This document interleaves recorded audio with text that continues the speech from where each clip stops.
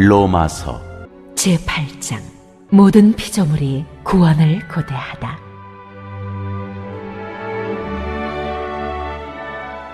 윤석열 대통령은 취임 이후 두 번째 국회 시정연설에서 건전재정 기조를 통한 약자 복지를 강조했습니다.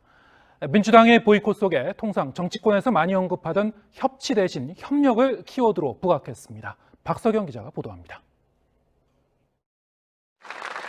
코로나19 추경안 통과를 요청한 지 5달 만에 윤석열 대통령이 다시 국회 본회의장에 섰습니다.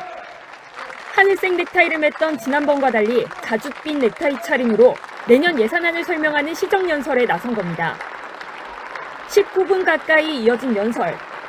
윤 대통령은 먼저 그동안 정치적 목적이 앞선 방만한 재정 운용으로 재정 수지 적자가 커졌다고 꼬집으며 전 정부를 우회적으로 겨냥했습니다. 내년 총 지출은 639조 원으로 지난 2010년 이후 처음 전년 대비 축소 편성된 예산이라고 강조했습니다. 재정 수지는 큰 폭으로 개선되고 국가 채무 비율도 49.8%로 지난 3년간의 가파른 증가세가 반전돼서 건전 재정의 전환점이 됐습니다. 절감한 재정으로 서민과 약자를 두텁게 지원하는 약자 복지를 강조하며 반지하 쪽방 거주자를 위한 보증금 무이자 대출 신설 등 구체적 방안도 일일이 제시했습니다. 이딴 북한 도발로 인한 안보 위기를 언급하면서는 담대한 구상을 거듭 제안하기도 했습니다. 북한이 비핵화의 결단을 내려 대화의 장으로 나온다면 우리 정부는 담대한 구상을 통한 정치, 경제적 지원을 다할 것입니다.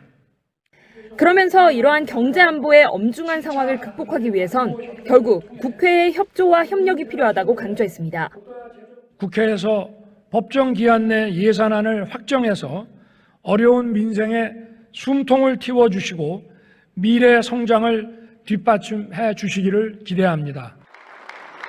다만 야당의 보이콧 속 정치권에서 자주 거론되는 협치는 지난 5월 연설에 이어 이번에도 콕 집어 명시되진 않았습니다.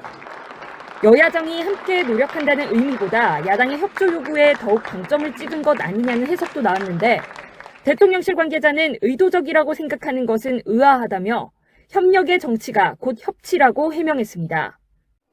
대통령실은 이번 예산을 건전재정과 약자복지, 미래준비로 요약했습니다.